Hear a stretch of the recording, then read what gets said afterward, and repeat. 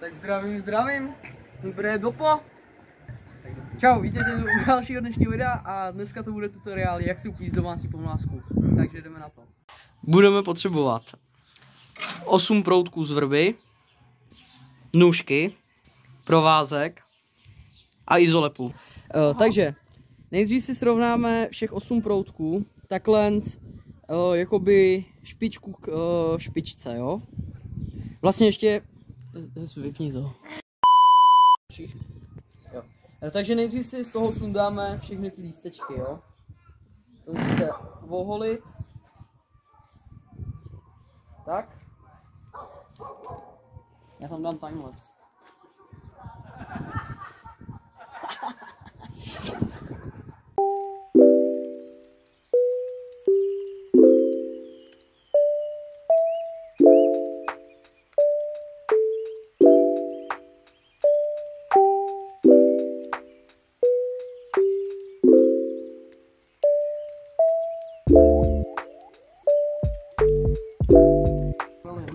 My chodíme na oříšky, jak je navelem na státovku. Tam jako normální ořechy vlašský. Víš, kolik to vydělává? Tak, když máte všechny proutky takhle holí, nejsou tam listy, je tam vidět všechno, ty špičky, ta špička. Jo, nejspíš. Jo, tak jo, takže si je srovnáte špička ke špičce, prostě takhle, aby byly stejně, jo. To, jak to je dole srovnaný, to neřešte, to se potom střihne. Takže vlastně ještě jsem zapomněl, budete potřebovat zahradnický nůžky, já tam nemusím být vidět. Takže když to máte takhle, tak se podíváte, kde je vlastně jakoby ten konec, kde je nejmenší. Já, jelikož to neumím dole nějak svázat, tak používám izolepu. Jakoby ono by to šlo i těma proutkama, ale nemůžu najít ten konec. Zastavte video. Tak super. Tak jo, tak kde jsme to skončili? Já nevím, co jsem říkal poslední. No každopádně, když máte ty špičky nějak tak u sebe, tak si najdete, kde je ten nejmenší jakoby proutek, kde končí. A jo, a jelikož já neumím udělat teda dole ten košíček nebo toto, tak to udělám normálně takhle, izolepou.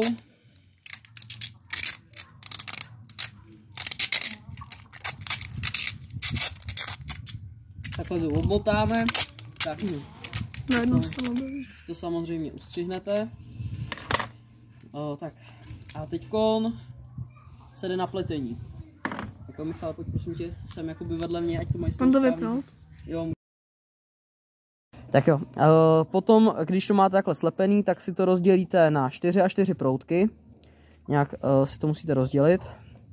Tak a když máte 4 a 4, tak nevím, jestli se to přesně takhle dělá, ale já to tak mám naučený, že ten první, co máte jakoby tady na té straně, třeba to je jedno, tak si ho dáte sem, mezi 2 a 2 a protáhnete ho zpátky.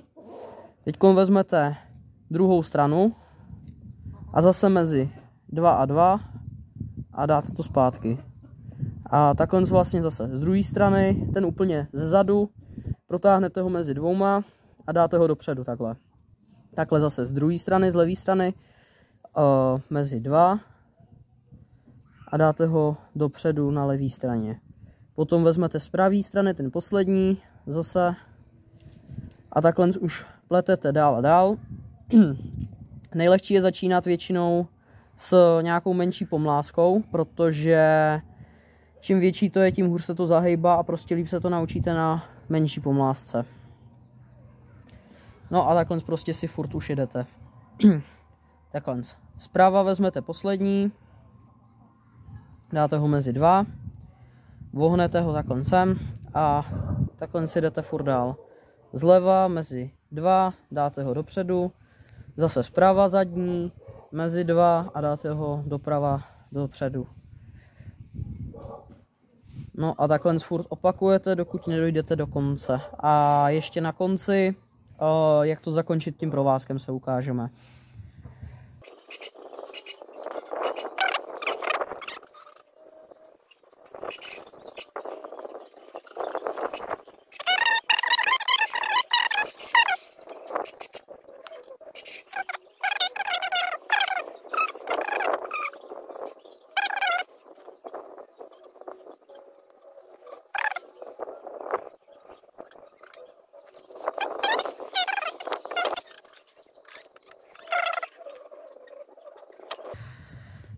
Jakmile to máte teda takhle upletený, tak si to ještě takhle srovnáte. A teď už budete potřebovat vlastně jenom provázek. Vezmete si provázek a nejlíp dát se takhle mezi ty 4, nebo aspoň takhle to dělám já. To asi podle mě nejlepší, nejlíp to drží. Mezi ty 4 a 4 a asi teďko není přes ten palec moc vidět, ale prostě nějak to tam promotat mezi těma proutkama. Samozřejmě dát to tam nízko, jak vám skončila ta pomlázka. Obmotat okolo. Samozřejmě to vám pak budou zakrývat ty mašle, takže se nemusíte strachovat, že ten provázek vám tam bude nějak kazit. No a jakmile to máte hotový, tak už uděláte jenom uzel.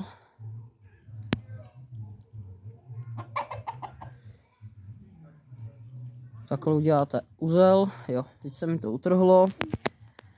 Stačí jeden takhle, odstřihnete to.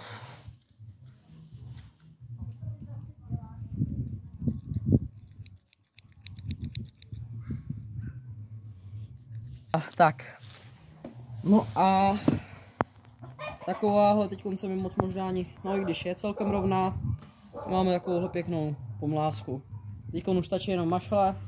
Ještě jsem zapomněl, pak si vemte tady ty zahradnické nůžky prostě a abyste to tady měli rovný, tak někde u té izolepy všechny odstřihnete.